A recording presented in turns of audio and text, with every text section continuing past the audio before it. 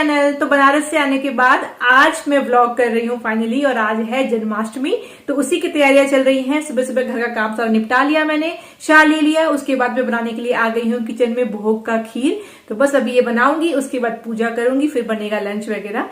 और आने के बाद ना बनारस से इतनी ज्यादा थकान हो गई थी ना, जो घूमते वक्त पता नहीं चलता है आपको, क्योंकि आप उस टाइम पे बहुत एक्साइटेड होते हो, आप अलग ही जोन में होते हो, और घर आने के बाद रियलाइज होता है कि क्या बैंड बजी है। तो आने के बाद हम दोनों की, मेरी भी अंगद की भी, जो बैंड बजी ना, एक तो वहां पे गर्मी, ऊपर से बाहर का खाना और इतना ज्यादा ट्रैवल। और एक और क्या हो गया था प्रॉब्लम, कि आते ही नेक्स्ट डे से अंगद को ऑफिस जाना पड़ रहा था। तो लगातार 3 दिन आने के बाद ना बैंगलोर उसे ऑफिस जाना पड़ा, कुछ इश्यू आ गया था, तो उसकी अलग भाग दौड़ चल रही थी। सुबह जाना, शाम को 6 बजे तक आना, फिर 7 बजे से घर पे बैठ के मीटिंग करना, तो उसको तो टाइम ही नहीं था। और मेरा भी वही हाल था, बेहाल था बिल्कुल। पर चलिए, अभी अच्छा लग रहा है काफी ज्यादा, तो सोचा आज ब्लॉग करते हैं। बहुत लोग मुझे मैसेज भी कर रहे थे इंस्टा पे, ब्लॉग क्यों नहीं आ रहा, ब्लॉग क्यों नहीं आ रहा।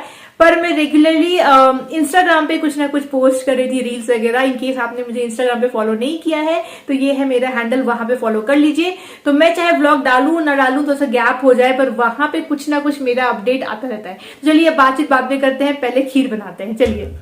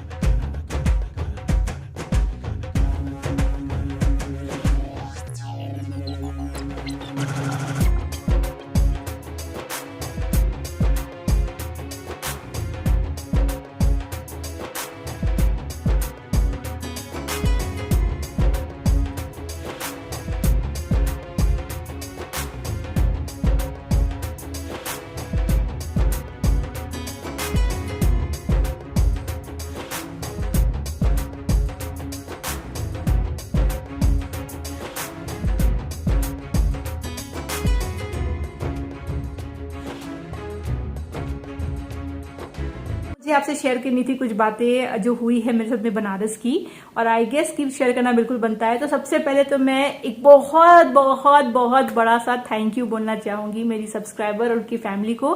मेरी सब्सक्राइबर जिनका नाम है प्रभा झा। तो ऐसा चमत्कार हुआ ना, और ऐसे टाइम पे वो मुझे मिली बनारस में, कि मेरी बहुत ही बड़ी प्रॉब्लम उन्होंने सॉल्व कर दिया। और YouTube से अभी तक ऐसा बहुत बार हुआ है कि जब मैं बाहर गई हूँ, मुझे आप लोगों में से कई लोग मिले हैं, हमने बातें करी हैं, पर ये फर्स्ट एक्सपीरियंस था जब कहते हैं ना कि आपको बहुत जरूरत होती है किसी चीज की, और वो चीज आपके सामने आती है। उस रूप में प्रभा जी आई थी। मैं आपको पूरी कहानी बताती हूँ। वैसे इस बनारस ट्रिप में ना 2-3 चीजें मेरे साथ में ऐसी हुई है जिसको एक्सपीरियंस करके मुझे लगा कि मानिए मेरे साथ कोई खड़ा है जो मेरी मदद कर रहा है, और ये छोटे छोटे एक्सपीरियंसेस होते रहे मेरे साथ। तो सबसे पहला एक्सपीरियंस जो हुआ ना, वो ये हुआ कि हम लोग जब गए बनारस, तो मैंने सोच के रखा था कि मैं एक दिन जाऊंगी काशी विश्वनाथ टेम्पल पूजा से एक दिन पहले। तो हमारा प्लान था कि हम सुबह गंगा नहा के प्रॉपर पूजा करेंगे, रुद्राभिषेक करेंगे, और वो हम संडे को करेंगे। हम तो फ्राइडे को पहुंच गए थे। तो मैंने सोचा था कि कोई बात नहीं है, फ्राइडे शाम को या सैटरडे शाम को, दिन में कभी भी जाकर के ना मैं मंदिर में थोड़ा पता करके आऊंगी कि कोई पंडित जी हो जिनका मुझे नंबर मिल जाए, जिनके थ्रू हम ये पूजा करवा सके, क्योंकि कोई पहचान के वहां पे थे नहीं मेरे। पर मैं ये सोचती रही और ये चीज ना टलता रहा। कई बार हम बाहर निकल रहे थे, घूम रहे थे, फिर बहुत धूप हो रही थी, तो फिर हम लोग वापस आ रहे थे होटल, फिर शाम को आरती देखने के लिए गए, तो ध्यान में नहीं था, तो इस तरीके से मिस हो गया। फाइनली वो दिन आया जब संडे सुबह मुझे पूजा करना है, और अभी तक सैटरडे इवनिंग हो गई, रात के 8:30-9 बज रहे होंगे, हम लोग वापस आ गए घाट से घूम फिर के, और हमने कोई पंडित जी से कुछ भी कंसल्ट नहीं किया। हमारे पास कोई नंबर नहीं कि सुबह जो हम लोग 5 बजे घाट जाएंगे, गंगा नहाने के बाद हम किससे कांटेक्ट करेंगे, कैसे पूजा करेंगे। तो एक मन में था कोई नहीं, सुबह जाते हैं, जाकर के मंदिर के आगे खड़े हो जाएंगे, फिर कोई ना कोई तो वहां पे कांटेक्ट हमें मिल जाएगा और कहीं ना कहीं से हम कर लेंगे। पर ये कितना वेग प्लान है, नहीं भी मिल सकते हैं कोई पंडित आपको, फिर आप क्या करोगे, कैसे पूजा करोगे। पर पता नहीं किस ख्याल में थे हम लोग, घूम फिर रहे थे और इस चीज का ध्यान नहीं आ रहा था। जब वापस आए होटल सैटरडे रात को, तब मुझे टेंशन हो रही थी कि आते लौटते लौटते कि अरे यार कल सुबह करेंगे क्या, कैसे पूजा होगी। अब देखिए हुआ क्या, जैसे मैं होटल पहुंची ना, तो फोन आता है हमें होटल पे। अंगद ने फोन उठाया तो कहती है सामने से कि इंडियन ब्लॉगर शोना है क्या। तो अंगद शॉक हो गया, कह रहा जी हैं, आप कौन। तो मैं उनकी सब्सक्राइबर मिल रही हूँ, मैं आपके ही होटल में रुकी हुई हूँ, सुबह आप लोग जब नाश्ता कर रहे थे तो मैंने आप लोग को देखा था, मुझे मिलना है और मैं आपके रूम से 3-4 रूम मतलब उसी लॉबी में वो ठहरी हुई है, तो क्या मिल सकते हैं? तो अंगद ने, अब हम लोग जस्ट आए थे बाहर उस टाइम पे, तो मैं चली गई शावर लेने के लिए। तो अंगद ने बोला कि ठीक है, एक काम करिए, अभी तो हम लोग थक के आए हैं, बहुत रात भी हो गई है, सुबह मिलते हैं ब्रेकफास्ट पे। तो उन्होंने कहा ठीक है। तो उसके बाद मैं नहा के निकली तो फिर से फोन आया और अंगद नहाने गया, तो मैंने फोन उठाया तो वो कहती है कि शोना बोल रही हैं क्या? मैंने कहा जी। तो कह शोना, मैं आपके सब्सक्राइबर बोल रही हूँ, सुबह के बदले क्या हम अभी 5 मिनट के लिए मिल सकते हैं क्या?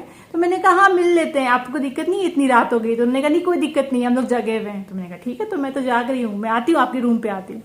तो हाँ, मैं और अंगद हम लोग उनके रूम पे चले गए। तो वो, उनके हस्बैंड और 2 बच्चे थे, और दोनों हस्बैंड वाइफ ने इतने अच्छे से ग्रीट किया ना, बिल्कुल भी नहीं मुझे लगा एक पल के लिए भी कि मैं पहली बार मिल रही हूँ, ये मेरे सब्सक्राइबर हैं। ऐसा लगा मानिए मैं किसी अपने पहचान वाले से मिल रही हूँ। हम लोग वहां बैठे बहुत देर, 1 घंटा बैठे होंगे, चाय वाय पिए, बातचीत हुई। उसी बातचीत में अंगद को पूछा भैया ने, उनके हस्बैंड ने, कि आप लोगों ने पूजा कर लिया? तो उसने कहा नहीं, हम सुबह करने वाले। तो उन्होंने कहा तो आप किस पंडित से करवा रहे हो? तो अंगद ने कहा नहीं, हमने तो अब सोचा था पंडित का नंबर लेंगे, मिलेंगे, पर कुछ हुआ ही नहीं, अभी देखते हैं, सुबह जाते हैं फिर करते हैं। तो उन्होंने कहा एक काम करिए, मैं आज सुबह ही पूजा मैंने करी है, तो जिस पंडित से मैंने करवाया ना, आप उनसे ही करवा लीजिए, बहुत अच्छा पूजा करवाते वो, और रुद्राभिषेक वगैरह करवाते, तो मैं आपकी बात करवाता हूँ। तो भैया ने फोन किया और पंडित जी से बात करी कि सुबह हमारे आएंगे कोई पहचान वाले, आप उनको भी करवा दो। तो उन्होंने कहा ठीक है, 7 बजे बोलो कि आ जाने के लिए मंदिर। तो अंगद ने नंबर ले लिया पंडित जी का। सुबह हम लोग पहुंचे, गंगा स्नान किया, फिर गए मंदिर पे पहुंचे, पंडित जी को फोन किया, तुरंत 5 मिनट में पंडित जी आ गए। उन्होंने हमारा रुद्राभिषेक करवाया बहुत अच्छे से, फिर दर्शन करवाई, और बहुत अच्छे से दर्शन भी हमारा हो गया।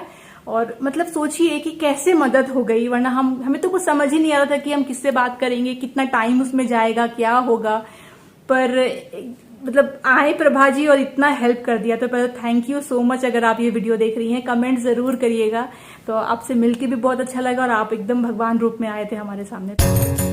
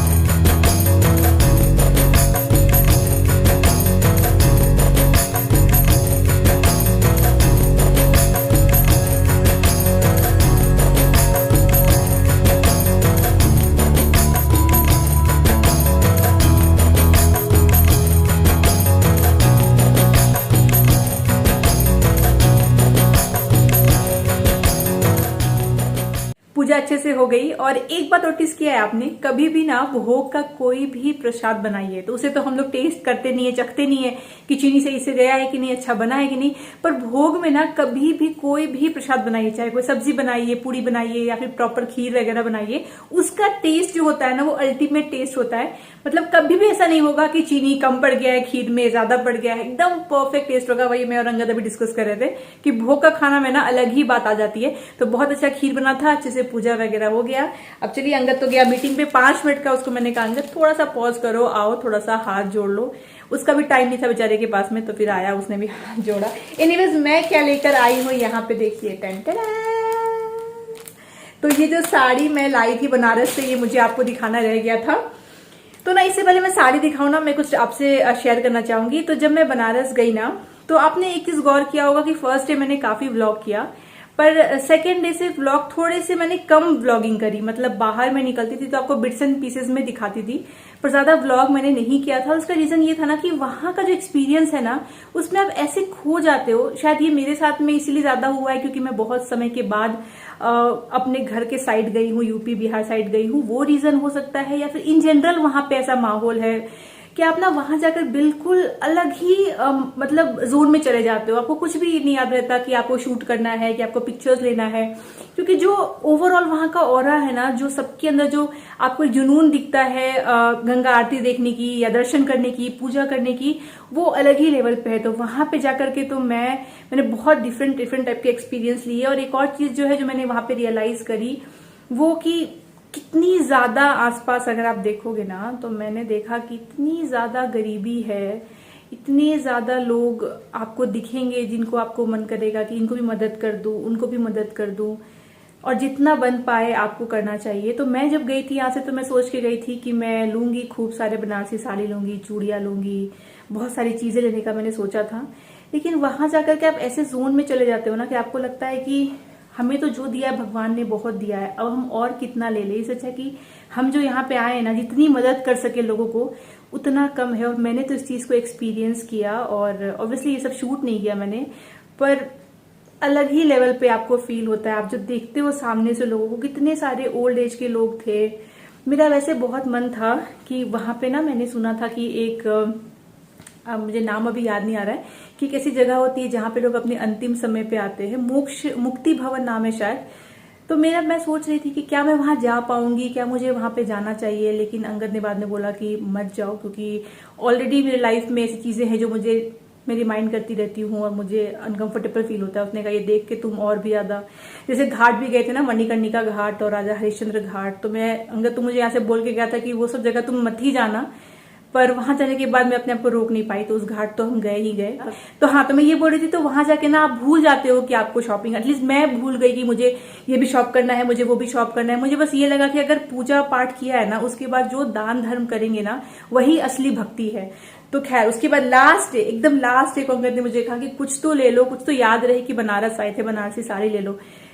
तो मैंने कहा चलो, तो एक बनारसी साड़ी मैंने ली है और 2 सेट चूड़ियां ली हैं, क्योंकि वो भी उसके जस्ट बाहर ही मिल रहा था। उसके अलावा मैंने कुछ भी शॉपिंग नहीं करी। तो बनारसी में ना वो जो भी कलर्स मुझे दिखा रहा था पहले, वो एकदम ही इंग्लिश कलर दिखा रहा था। जब मैंने कहा थोड़ा सा कलरफुल दिखाओ भैया, तो फिर ज्यादा ही ब्राइट दिखाने लगा, एकदम डार्क रेड, डार्क ब्लू। मुझे दोनों का मिक्सचर थोड़ा चाहिए था कि मैं पहन सकूं, तो ये वाला आउट ऑफ ऑल अच्छा लगा। और एक चीज जो मुझे दुकानदार ने बताई ना, कि आजकल, अब पता नहीं सच है नहीं, आप लोग बताइएगा, कि बोल रहा था वो कि आजकल ना ये सिल्वर जड़ी का फैशन चला हुआ है। जैसे कि पहले के बनारसी में ना गोल्डन जरिया चलती थी, जैसे मम्मी लोग को भी मैंने देखा है तो गोल्डन रहेगा, पर वो कह रहा था कि अब जो है वो सिल्वर का फैशन चला है। तो वो मुझे ज्यादा करके सिल्वर में उसने दिखाया, फिर कुछ गोल्डन में भी दिखाया, पर मुझे फिर लगा कि चलो सिल्वर पे लेते हैं। तो क्या सच में ऐसा है? वैसे एक बात तो है, इस साड़ी की वेट बहुत ज्यादा है, मतलब बिल्कुल भी साड़ी हल्की नहीं है। आप उठाओगे ना तो वेट काफ़ी ज़्यादा है, तो उस हिसाब से मुझे लगा कि ठीक है, क्या पता सही हो।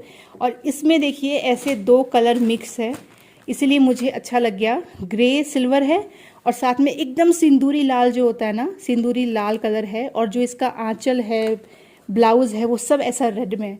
तो मुझे लगा कि ठीक है बनारसी, अदरवाइज क्या हो जाता है कि हमारे एज पे उतना अच्छा ना भी लगे शायद, तो ऐसा कलर लेंगे तो मुझे लगा कि फिर अच्छा लगेगा, क्योंकि डार्क एंड लाइट का कॉम्बो है। तो ऐसा है, भारी तो है, सुंदर है, पहनने के बाद पता चलेगा कैसा लगता है। देख लीजिए, अच्छा लगा मुझे। वैसे इसका आंचल वगैरह बहुत ही अच्छा है। चूड़ी में एक तो मैंने ये वाला लिया, और मैंने एक्चुअली लाह की चूड़ियाँ ढूंढ रही थी, पर मुझे वहाँ पे लाह वाली दिखी नहीं, तो मैंने एक ये लिया। ये भी अच्छा है, ऐसे 3-3 भी पहन सकते हैं। तो ग्रीन रेड कॉम्बिनेशन जो है वो अच्छा लगा दिखने में काफी। और ये ग्रीन वाली ली है 4-4 का ऐसा, ये भी मुझे अच्छा लगा, गोल्डन ग्रीन का कॉम्बिनेशन है। तो उतना भी कुछ खास नहीं, मतलब ये बैंगलोर में मुझे मिल जाएगा, पर क्योंकि मैंने ढूंढा ही नहीं ना, मैं एकदम लास्ट मोमेंट में मैंने बस नाम को लेने को एक मेमोरी के लिए ले लिया, वरना मेरी इच्छा ही नहीं हो रही थी और टाइम भी नहीं मिल रहा था। तो ढूंढती तो और ज्यादा मिल जाता, पर जितना मैंने देखा उसमें मुझे ये अच्छा लगा थोड़ा। तो ये बनारसी कुछ ऐसा है, मुझे लग रहा है पहनने के बाद में ना अच्छा ही लगेगा, स्पेशली क्योंकि ये जो रेड कलर है ना, ये आंचल पे आएगा तो बहुत खिल के आएगा, और ग्रे तो है ही है। तो जब पहनूंगी तो देखिएगा। फिलहाल तो अभी दिवाली वगैरह में देखती हूँ, तो ब्लाउज अभी नहीं सिलवा रही। इधर में दाल चढ़ा दिया है, इसमें बनाया था खीर, तो ये डिशवॉशर में डाल दूंगी। और इधर में बन रहा है राइस, उसके बाद में बनानी है मुझे फटाफट सब्जी, क्योंकि पूजा तो हो गई, अब लग रही है भूख, तो फटाफट खाना बना लेंगे। राइस दाल के साथ ना सिंपल सा ये मिक्स वेज बना दूंगी। इसमें है गाजर और बीन्स, और ये वाला फ्रोजन मटर है, और है फूल गोभी। तो इसका ड्राई ऐसे ही स्टर फ्राई बना दूंगी।